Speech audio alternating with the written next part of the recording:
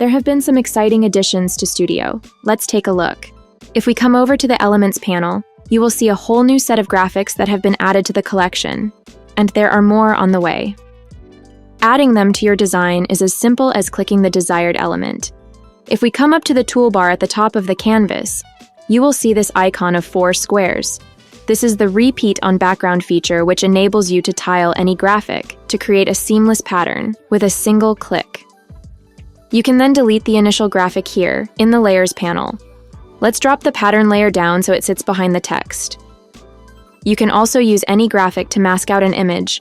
Let's drag in this image I uploaded, but it could be any image, graphic, or background you want to use in your design. Scale it up by holding Option or Alt. Then navigate back to the Elements tab. Choose a graphic to use as your mask and drag it on top. It's that simple.